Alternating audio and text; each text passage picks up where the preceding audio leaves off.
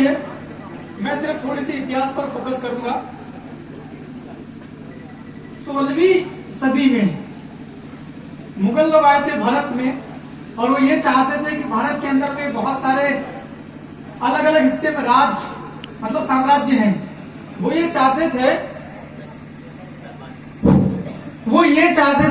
कि ये जो साम्राज्य जिनका चल रहा है राजपूत लोगों का, इनको उखाड़ करके फेंक दिया जाए, साइड में कर दिया जाए, इनको अरेस्ट दे दिया जाए 5 साल या 50 साल। ये साथ बीजेपी कांग्रेस के लोग करते कि नहीं करते? मुगल लोग भी वैसा ही चाहते थे, राजपूतों को हटा करके भारत के अंदर अलग अलग जगह पे साम्राज्य स्थापित करना। तो मुगलों का जो हेड था वो अकबर हुआ करता था, और अकबर ने जो लड़ाई थी राजपूतों से, वो लड़ाई छीन करके मुगलों को लेनी थी, वो जो सत्ता थी वो। तो उन्होंने, क्या नाम था उसका पता है किसी को? मान सिंह ऐसा नाम था ना। मान सिंह को लड़ाई ठेके में दे दी थी। और सही कह रहा हूं, ये देख लेना, आप खोल के कर लो गूगल बनेगा। तो मुगल जो सम्राट था अकबर, उसने ठेके में लड़ाई दी मान सिंह को। और वो आज जिसको आज उसको राजस्थान कहते हैं, और पहले उसको राजपूताना कहते थे। तो राजपूताना की जो लड़ाई थी, उसको राजपूताना की लड़ाई को लड़ रहे थे राणा प्रताप सिंह। तो राणा प्रताप सिंह एक तरफ से राजपूताना की लड़ाई लड़ रहे थे, और मुगलों की लड़ाई लड़ रहे थे राजा मान सिंह ठेके पर लेकर के। लेकिन मुझे थोड़ी बहुत मिस्टेक हो सकती है, सुधार कर लेने वाले, जैसा मुझे पता है तो इतिहास की बात कर रही हूं, भूल चूक हो सकती है गांधी दादा। तो वो जो आर्मी थी उसकी, मुगल की आर्मी, वो 3 टुकड़ों में बिखर गई थी। वो घेरा डालना चाहते थे, किस पर? प्रताप सिंह की सेना पर वो घेरा डालना चाहते थे। 3 अलग अलग टुकड़ों में बिखरे वो। राजा जो मान सिंह था, मान सिंह मतलब मुगल, उनकी सेना के लगभग, सोचना थोड़ा आंकड़ा गणित का, 50,000 से ज्यादा लोग थे सेना में। कितने? मुगल सेना के 50,000 से ज्यादा लोग थे। उनके पास में हाथी भी थे, ऊँटड़े भी थे, तोपें भी थी, बंदूकें भी थी, तीर भी थे, तलवार भी थे। और एक तरफ प्रताप सिंह जो राजपूताना की लड़ाई लड़ रहे थे, उनके पास में थे केवल, उनके 50,000 की तुलना में केवल 10,000 लोग थे। कितने? ओनली 10,000। उस 10,000 में हल्दी घाटी के आसपास का जो जंगली इलाका था, डूंगर वाला इलाका, उस डूंगर के 3,000 आदिवासी लोग भीड़। उनने सोचा कि ये तो मुगल लोग हैं, जो राजपूत समाज के लोग इनको ठोकने के लिए आए हैं, मगर जब राजपूत हार जाएंगे तो तकलीफ तो हम भील लोगों को भी होगी। ऐसा सोच करके हल्दी घाटी के आसपास वाले करीब 3,000 भील, उन्हें सोच चलो कूद पड़ो जंग में, मुगलों के खिलाफ। 3,000 आदिवासी भील लोग थे, उनके पास में केवल तीर कमान होंगे, गोफन होंगे और फलियां वालियां होंगे। भील आदिवासियों ने यह सोचा कि जान चली जाए तो कोई बात नहीं, क्या नहीं जाना चाहिए? इज्जत नहीं जाना चाहिए। मतलब 1576 में, आज से मतलब कितना, मतलब मोटा मोटा आइडिया, 500 साल पहले भील लोगों ने सोचा था इज्जत नहीं जाना चाहिए, जान चली जाए तो चले। मतलब जान सस्ती थी और इज्जत महंगी थी 500 साल पहले वाले भीलों में। और आज तो एक एक पोटली पी करके जब वो दे रहे हैं, इज्जत बेच रहे हैं। तो इसमें ये विचार मंथन होना चाहिए। भाई राणा कुंजा की प्रतिमा लगा दी इतनी बड़ी, उसको बार बार देखोगे, मोटरसाइकिल लेकर उधर जाओगे तो दिखेगा, उधर से फिर इधर आओगे दिखेगा, हम जैसे लोग आएंगे हम भी देखेंगे, तो सीखेंगे क्या? थोड़ा मंथन करना चाहिए कि क्या है राणा कुंजा, क्या है हल्दी घाटी का युद्ध, कौन थे 3,000 लोग 10 में से, इसके ऊपर विचार किया जाना चाहिए। उस 3,000 भीलों में से लगभग 1,600 भीलों की कुर्बानी हो गई थी। 3,000 में से 1,600 भीलों ने शहादत दे दिया।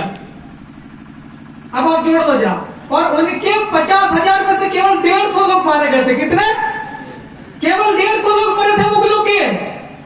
और जिन राजपूत लोगों का भीलों ने सपोर्ट किया था, उनके 1,500 लोग मर गए थे, और ज्यादातर लोग वो भील थे।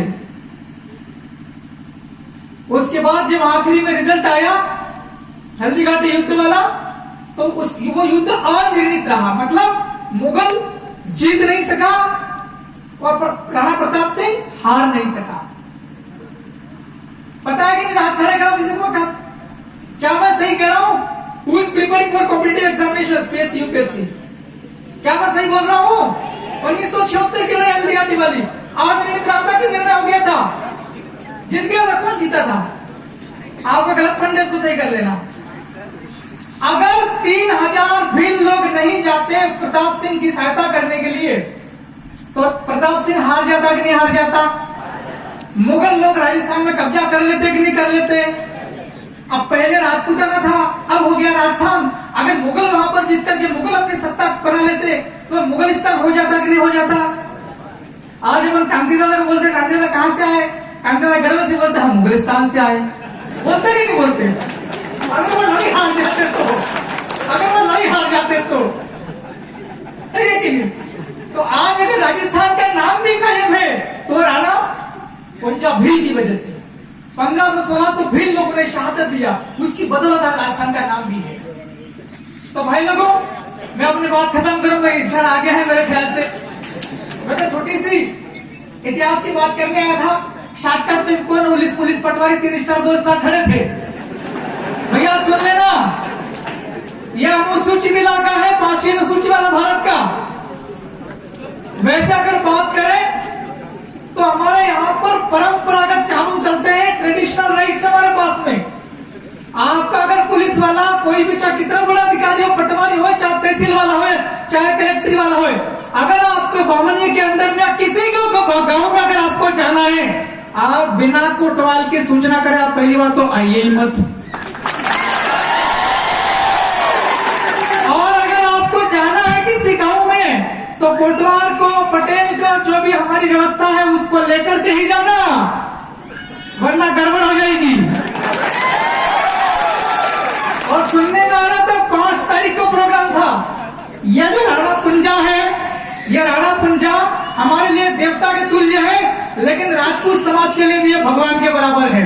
हमारे भगवान का भी कार्यक्रम 5 तारीख को था। वो 5 तारीख का कार्यक्रम कैंसिल करवाने वाला, फेल करवाने वाले, बाधा डालने वाला जो लोग हैं, उनको एक एक को ढूंढ निकालेंगे हम लोग। इस प्रकार के जो दलाल कैटेगरी के लोग हैं, सरपंच बनकर बैठे हैं जनपद में, जिला पंचायत में, चाहे विधानसभा में, चाहे लोकसभा में, जो ऐसी गांडू हरकत करता है उसको सबक सिखाना भी जरूरी है।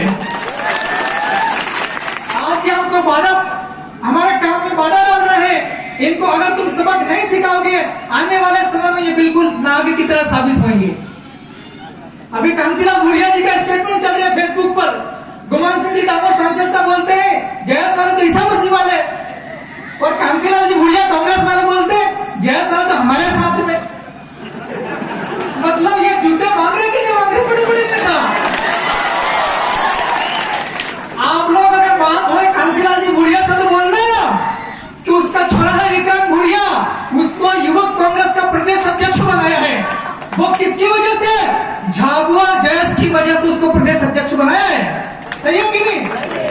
झाबुआ के अंदर में जयस वालों ने इतनी क्रांति पैदा कर दी आदिवासियों में, उन्होंने डर करके, कांग्रेस पार्टी खत्म हो जाएगी ऐसा सोच करके विक्रांत भूरिया को अध्यक्ष बनाया प्रदेश का। तो जयस वालों की वजह से उसको बनाया है। सही है कि नहीं है? अगर यहाँ पर जयस मजबूत नहीं होती, जयस का डर नहीं लगता, तो युवक कांग्रेस का अध्यक्ष धार जिले का हो सकता था, जबलपुर का हो सकता था, भोपाल का हो सकता था, नहीं हो सकता था। एक तो हमारी वजह से तुम लोगों को कुर्सी मिल रही पार्टी में, और फिर हमको ही गालियां दे रहे हैं। यह गलत है कि नहीं है? तालियां कम बज रही, मतलब कांग्रेस वाले भी होंगे। मुझे तुम फोटो खींचो, बड़े बड़े नेताओं के पास में जाओ, तुम मेंबरशिप भी ले लो, लेकिन ये याद रखना, किसी भी पार्टी का टिकट चाहिए तो पार्टी वाले बोलेंगे कार्यकर्ता ले, क्या जयस वाले कार्यकर्ता तो जीत पाएगा। तो मेरा कहना है कि राजस्थान में कैसा चल रहा है, थोड़ा थोड़ा उसको फॉलो करो। कौन सी आम से क्या बोलते हैं, आम रहे सिलेक्शन प्रणाली, उसको भी करो ठीक ठाक। हमारे तो ऐसा ही किया था, सेलाना में 4 में से 4 जीत के बैठे, एक ही चंदू बैठे आपके सामने। हाँ वो पूछे होते, हाँ पूछे होते। तो बहुत बहुत शुक्रिया, इंकलाब जिंदाबाद। थोड़ी बहुत किसी को मिर्ची लेके भाई बुरा मत मानना। जवाब